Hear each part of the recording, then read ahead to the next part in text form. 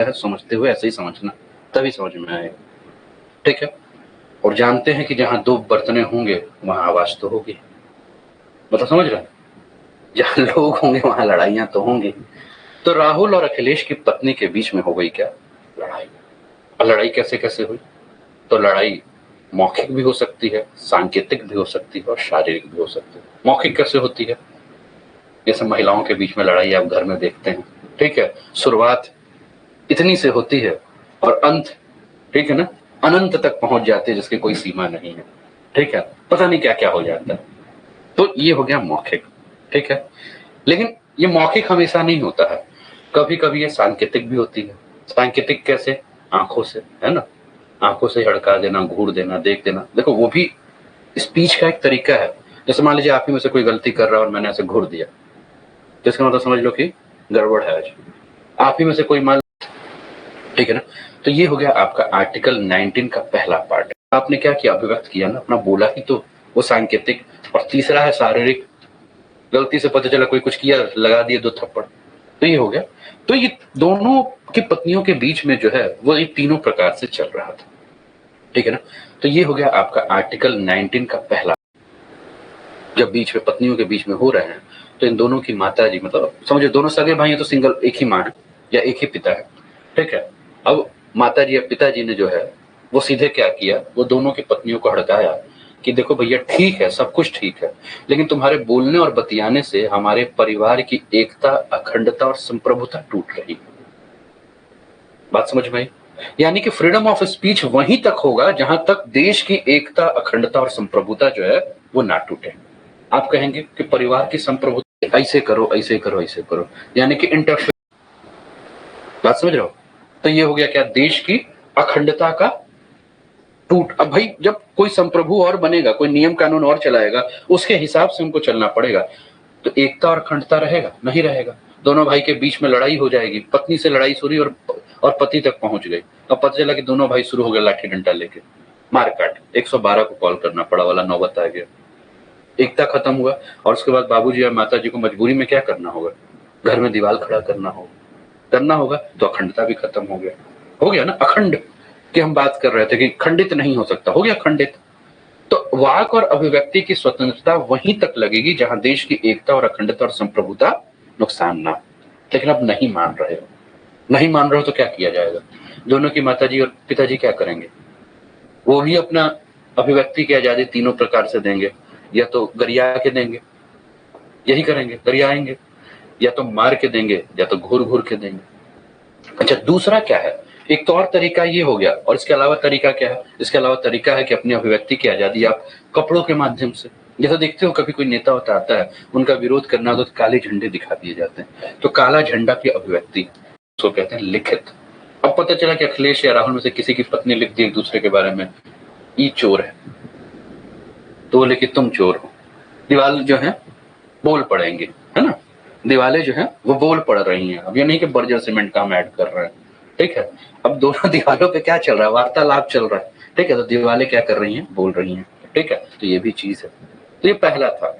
अब देखा इनके माता पिताजी ने कि भैया मामला तो सलट नहीं रहा है। ठीक है, तो मामला सलट नहीं रहा है। अब राहुल बहुत गुस्सा आ गया है अपने माताजी से, या अखिलेश गुस्सा आ गया है अपनी माताजी से कि यार ये घर तो रहने लायक है नहीं, मैं घर छोड़ के जाऊंगा। ठीक है, अब ये घर छोड़ के निकल लिए हैं। पहुंचे कहाँ? स्टेशन। ट्रेन मिली कोई भी, मान लो पवन एक्सप्रेस मिल गई, स्वतंत्रता सेनानी मिल गई, कोई भी ट्रेन मिल गई, और ये ट्रेन में बैठ करके निकल लिए, घर छोड़कर भाग गए। ठीक है, अब घर छोड़कर जब भागे तो अपने घर से, मतलब कि विचरण करने के अधिकार के बारे में भी अगर हम बात करें, ठीक है ना, देश के अंदर, तो ये भी आपका क्या है? मौलिक अधिकार। कौन सा मौलिक अधिकार? आर्टिकल 19 के। लेकिन पहुंच तो गए, लेकिन इनका जो दिल है वो कहाँ है? घर है। समझ ही रहे हो, दिल मतलब घर है। और दिल घर है और पता चला कि मोबाइल चल नहीं रहा है, इंटरनेट की सुविधा मिल नहीं रही है, वार्तालाप हो नहीं रही है, फोटो वीडियो मैसेज आ जा नहीं रहा है। ठीक है, तो इंटरनेट नहीं चलना या इंटरनेट पे पाबंदी लगाना भी क्या हो गया? अब मान लो इनका चल रहा है, उधर माताजी ने क्या किया, इनकी पत्नी का नेट ऑफ करा दिया, मोबाइल ऑफ करा दिया, नहीं चलाओगे, नहीं बात करोगे। ठीक है। तो इनकी पत्नी पहुंच जाती है कोर्ट इस चीज को लेकर कि मेरी सास जो है वो मुझे इंटरनेट नहीं चलाने दे रही, मोबाइल नहीं चलाई दे रही है, ये भी मेरा फ्रीडम ऑफ स्पीच का उल्लंघन है, आर्टिकल 19(1) इंटरनेट का प्रयोग करना। ठीक है। अब ये गए हैं, सोच रहे कि चलो ठीक है, आज पत्नी से बात नहीं हुई, कुछ महीने बाद होगी, एक काम करता हूँ, बाहर जाता हूँ, कमाता हूँ और पत्नी को लेकर आता हूँ। ठीक। पहुंच गए कहा, दिल्ली या मुंबई कहीं भी पहुंचे, और वहां पहुंचने के बाद इन्होंने क्या किया, सबसे पहला कमरा खोजा। भाई रुकोगे तो कमरा ढूंढना पड़े, तो कहीं भी निवास करने का अधिकार भी जो है वो आपका आर्टिकल 19 है। बात समझ में आया? अब रहने तो लगे, जितना घर से पैसा चुरा के गए थे या गहना होना बेच के पत्नी का गए थे, पर्सनल मत लेना, ठीक है। ठीक है, तो बेच बाच के जो गए थे उससे जो पैसा था उससे काम धंधा तो चला रहे हैं, लेकिन ये लग रहा है कि बहुत लंबा नहीं चलेगा। ठीक है। तो इन्होंने कहा कि कोई ना कोई एक रोजगार करें। अब रोजगार में इनको कुछ आता होता है नहीं, तो घर में जो माता जी समझाती थी कुछ बना लो बना लो, तो ये भाई साहब बनाते नहीं थे। ठीक है। तो कुछ बनाने नहीं आता, तो इनको एक ही चीज बनाने आता है, वो आता है चाय, वो भी घटिया वाला चाय या अच्छा वाला चाय, जो भी चाय बनाने आता है। ठीक है। अब चाय बना रहे हैं तो इन्होंने कहा क्यों ना एक चाय की दुकान खोल दी जाए।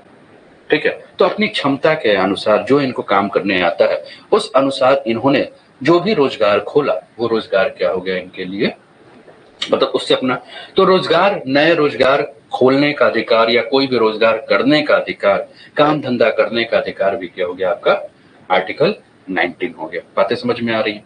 अब पहुंचे, चूंकि रहने वाले बलिया के हैं, खून में है राजनीति घुसी हुई, बचपन से ही राजनीति कर रहे हैं, तो इन्होंने कहा कि देखो यार, हम यहाँ हैं तो, लेकिन चाय वाले के अधिकारों के ऊपर कोई बात नहीं करता है, चाय वालों के अंदर एकता नहीं है, तो एक काम करते हैं, हम यूनियन बनाते हैं। क्या? अखिल भारतीय चाय संघ। इन्होंने एक संघ बनाया, एक यूनियन बनाया, यानी कि संघ और समिति बनाने का अधिकार भी जो है वो आर्टिकल 19 है। लेकिन संघ और समिति बना किस लिए? संघ और समिति बना किस लिए? तो कोई उद्देश्य होगा। क्या उद्देश्य होगा?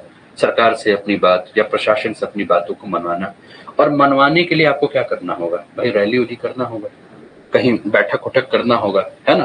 तो इन्होंने बैठक की तैयारी की, उसके नेता यही थे, लेकिन इन्होंने कहा कि जान रहे हैं कि जितने चाय बनाने वाले हैं इनके अंदर बहुत गुस्सा है, हो सकता है कि अपने उस रैली या बैठक में क्या कर सकते हैं, ये हिंसक ना हो जाए, और हिंसक कहीं ऐसा मत हो कि लाठी उठी लेके पहुंचे हुए हो या हथियार लेके पहुंचे हो, तो शांतिपूर्ण, बिना हथियारों के, बिना अस्त्र शस्त्र के भी बैठक करने का अधिकार भी आपका आर्टिकल 19 है। बात समझ रहे हो? अब वहां तक आप रहने लगे, लेकिन याद किसी और की आ रही है। ठीक है। लेकिन आपको लगता है कि जितना आपने कमाया उस कमाने से तो कुछ होगा नहीं, आपको तो ज्यादा पैसा चाहिए। क्यों? क्योंकि आपके अंदर गुस्सा भरा है, और गुस्सा जो भरा हो, उस गुस्से के कारण आप क्या चाहते हैं कि पत्नी को लेकर हमें आना है, तो इसलिए पैसा तो बहुत चाहिए। तो आपको लग रहा है इस पैसे से कुछ नहीं होगा, तो उसी मित्र में से आपका कोई मित्र है जिसने ये बताया कि यार यहाँ कमाई नहीं है, काम करते हैं विदेश चलते हैं। और विदेश जाना जो है, अगर विदेश जाने के अधिकारों के बारे में अगर हम बात करें, तो वो हमारा आर्टिकल 19 नहीं है, वो फिर आर्टिकल 21 हो जाएगा। ठीक है ना, कि आप देश के बाहर कहीं भी जा सकते हैं, लेकिन फिर से आपका मन नहीं लगा विदेश से देश आना, यानी कि आप अपने घर में, आपकी जो बुला रही हैं, जिनसे कई दिन से आपसे नेट पे बात नहीं हुआ है, बातें नहीं हो पाया, तो विदेश से घर आना मतलब अपने देश वापस आना भी आर्टिकल 19 है। कौन कौन से फिर इसके अंदर रहे, समझ में है क्या क्या है? वाक अभिव्यक्ति से लेकर